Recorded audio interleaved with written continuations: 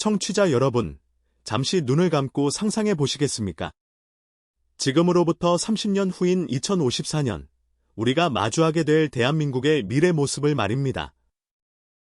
거리는 적막하고 학생이 사라진 학교는 끝내 문을 닫았습니다. 대규모 아파트 단지는 텅 빈 유령 도시처럼 변해버렸고 지하철 객실에는 젊은이의 활기 대신 대부분의 시간을 노년층이 차지하고 있습니다. 패기 넘치는 청년들의 모습은 어디에서도 찾아보기 힘든 이 장면이 과연 단순한 상상 속의 이야기에 불과할까요? 현재 한국의 합계 출산율은 충격적이게도 0.72명 수준에 머물러 있습니다.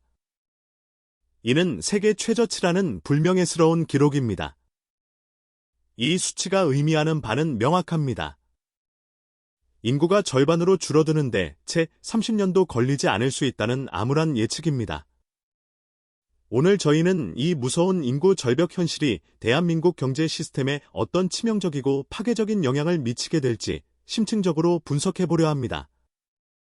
과연 한국은 이 전례 없는 국가적 위기에서 벗어날 수 있는 탈출구를 찾을 수 있을까요?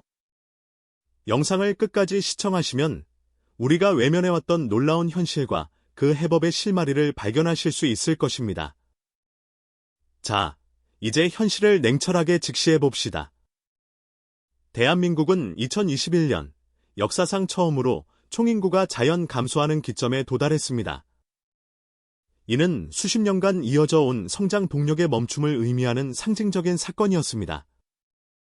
현재 합계 출산율 0.72명은 인구 현상 유지를 위해 필요한 이 한 명의 절반에도 훨씬 못 미치는 수준이며 이는 단연코 세계에서 가장 낮은 수치입니다. 여기서 더 심각한 문제는 바로 고령화의 속도입니다. 한국 사회의 평균 연령은 전례가 없을 정도로 빠르게 상승하고 있습니다. 전문가들의 예측 전망은 우리에게 더욱 충격적으로 다가옵니다. 2030년경에는 생산 연령 인구가 노년층을 감당하지 못해 노인 1명당 젊은 부양 인구가 1명이 채 되지 않는 구조가 됩니다.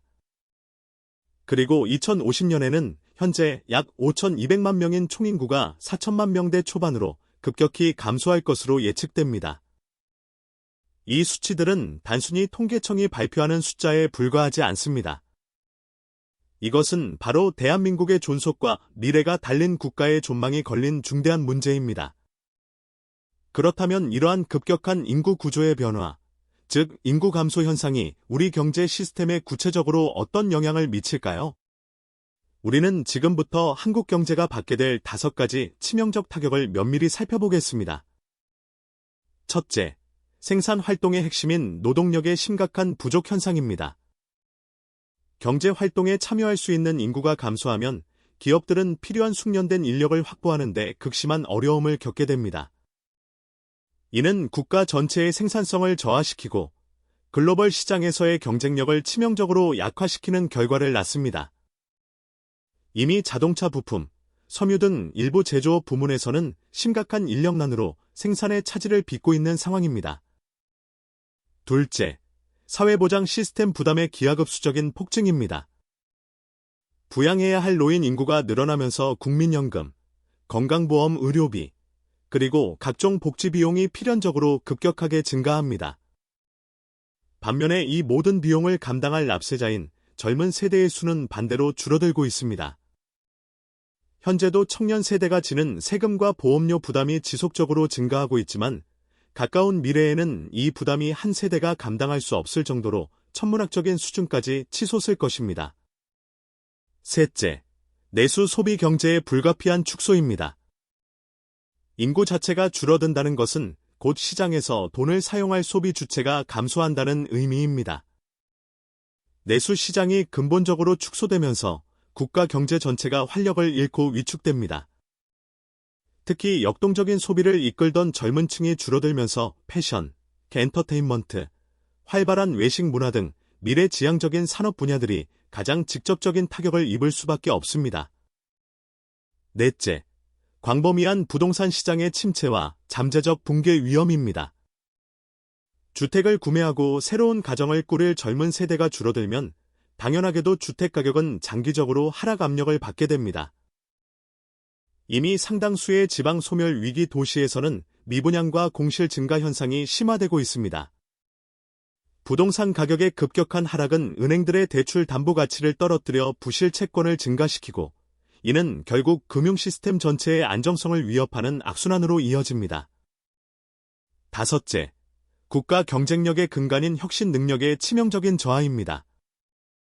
도전적이고 창의적인 젊은 인재의 공급이 줄어들면 신기술 개발이나 벤처 창업 생태계 자체가 위축될 수밖에 없습니다. 세계 혁신의 요람인 실리콘밸리가 번성하는 이유를 생각해 보십시오. 바로 젊고, 유연하며 창의적인 두뇌들이 모여있기 때문입니다. 대한민국 역시 젊은 인재 풀이 급격히 감소한다면 첨단 기술 분야를 중심으로 글로벌 경쟁에서 뒤처지는 것은 피할 수 없는 현실이 될 것입니다. 이러한 인구 감소의 파도는 구체적으로 어떤 산업 부문에 가장 큰 영향을 미치게 될까요? 가장 먼저 교육산업이 직격탄을 맞습니다. 학령 인구가 급감하면서 이미 지방은 물론 수도권의 많은 학교들이 통폐합 절차를 받고 있습니다.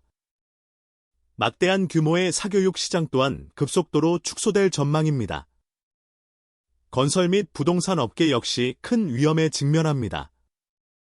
신규 주택 건설 수요가 줄어들 뿐만 아니라 기존 주택에 대한 수요도 함께 감소하며 장기 침체에 빠질 것입니다. 소매업과 일반 서비스업도 예외일 수 없습니다. 소비 주체가 사라지면 이들 업계는 생존의 위협에 직면하게 됩니다. 역설적으로 일부 산업은 호황을 누릴 수 있습니다. 바로 요양시설이나 방문 서비스 같은 노인 돌봄 산업입니다. 하지만 아이러니컬하게도 이 분야에서 일할 정도 숙련된 돌봄 인력은 심각하게 부족할 것입니다. 또한 국가 성장을 이끄는 고부가가치 기술 산업 역시 인재난으로 고통받을 것입니다. 엔지니어, 고급 프로그래머, 과학자 등 핵심 인력의 부족은 한국의 기술 경쟁력을 급속히 저하시키는 결과를 초래할 것입니다. 이제 전문가들이 경고하는 최악의 시나리오를 구체적으로 그려보겠습니다.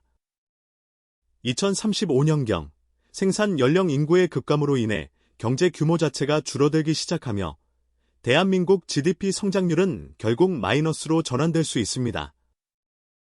2045년에 접어들면 마이너스 성장이 구조적으로 장기화됩니다. 기업 활동 위축으로 인한 세수는 감소하는 반면 급증하는 복지 지출 때문에 국가 재정은 걷잡을 수 없이 악화됩니다. 2050년에 도달했을 때 상황은 더욱 끔찍해집니다. 전체 인구의 무려 45% 이상이 65세 이상의 노인층이 됩니다.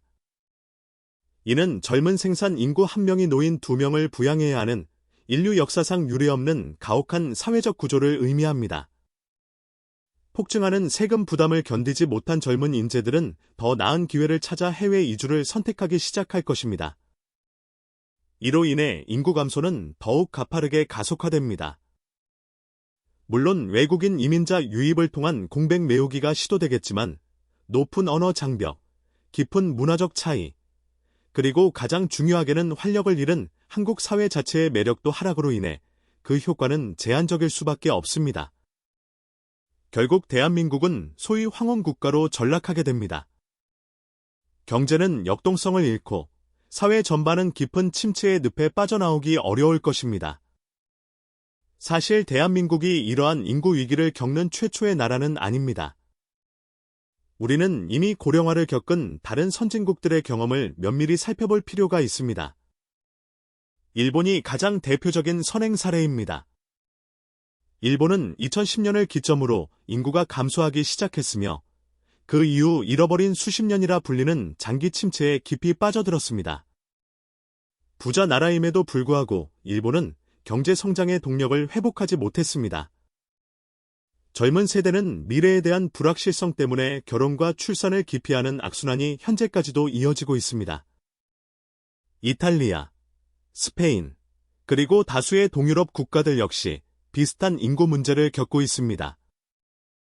이들 국가에서는 노동시장의 급속한 축소와 함께 이민자 유입 증대로 인한 사회 통합 및 갈등 문제 또한 증가하고 있습니다. 이들 국가의 경험이 주는 교훈은 지극히 명확합니다.